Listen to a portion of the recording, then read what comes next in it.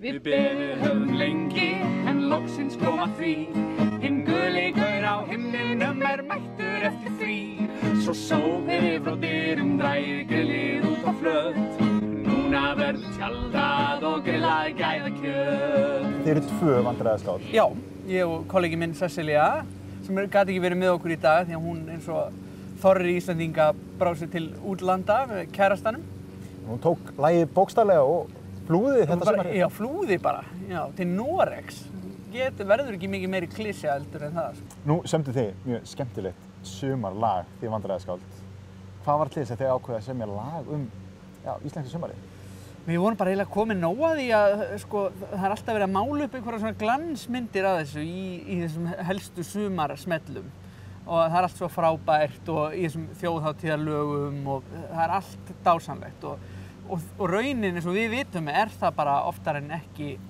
Þannig að við ákváðum svona að taka þann pól dálítið í hæðina og semja þjóðhátíðarlagið sem enginn bað um. Þar sem við bara segjum frá hlutunum eins og þeir eru. Þannig að það verður ágætis þjóðhátíð í ár. Við verðum með 2 þjóðhátíðarlög, ef svo má segja. Já, ég vil meina það, þó að eflaust séu þeir Jón Jónsson og Friðrik Dór ekkert endilega að sammála því mati. Það verður bara að hafa það. Hvað er svona næsta gigg hjá ykkur? Við verðum reyndar á Fiskidag. Þá verðum við bæði á opnunarathöfninni og svo erum við með tónleika í menningarhúsinu Bergi kvöldið. Ég er mjög spenntur fyrir því. Nú finnst manni, þetta er svona eitt af skrefunum að því að verða fullorðinn að geta haldið upp í samræðum veðrið. Þetta er svona eins og uppgöta fyrsta skeggbrotin eða að fara að drekka kaffi. Já, algjörlega. Þetta er svona ákveðin manndómsvígsla og að finnast það ekki asnalegt líka, finnast það bara í alvörunni gaman að tala veðrið. Þetta er einhvern veginn órjúfanlegur partur af því að vera Íslendingur. Og það er kannski ef við erum að tala vonbrigði sumarsins og semja lag vonbrigði sumarsins, þá verðum við að fjalla veðrið. Já, en það er veðrið mjög stór partur af þessu lagi okkar. Það er einhvern veginn hið endanlega strik í þennan útilegureikning.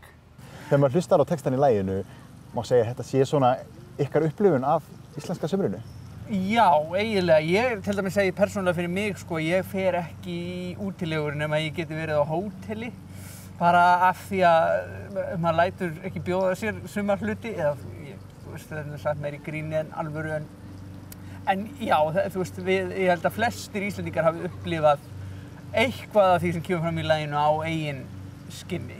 Þetta er svona eins og Eurovision, sumarið er eins og Eurovision. Við erum alltaf með rosalegar væntingar og svo verður þetta aldrei að það sem við ætluðum að það yrði. Ertu með eitthvað svona ráð? Nú er ferðasumarið bara á hátindinum, ef við getum sagt sem svo. Ertu með eitthvað ráð inn í útilegur Íslendinga? Verið heima? Nei, ég veit það. Bara að, held ég, að gíra sig upp í það hvernig sem veðrið verður, að bara hafa gaman að þessu. Ég held að það sé eina vitið. Getur maður eitthvað verið að elta spána? Er það eitthvað sem maður græðir á? Nei, fyrir mig persónulega er það ekki eitthvað sem ég myndi nenna. Það er bara ávísun að sitja lengur í bílum að þarf. Þegar maður er í útilegu, hvað er svona það sem maður á að vera að taka með sér, heldur þú? Utan kannski tjaldið sjálft sem er náttúrulega augljóst. Já, ég hugsa að fólk gefur mjög mismunandi svör við því. Sumir myndu segja gítar og ég myndi segja já, en það er samt svolítið svona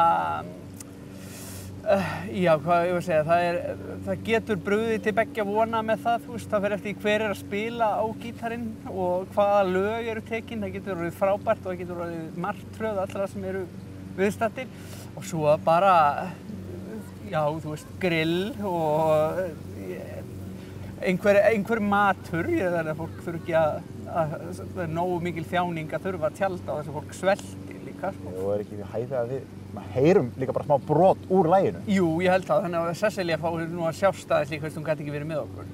Þegar inn á tjaldsvæðið við sittum síður rötum og sjáum síðan tjaldið allri sjálfsvirðingu glötum.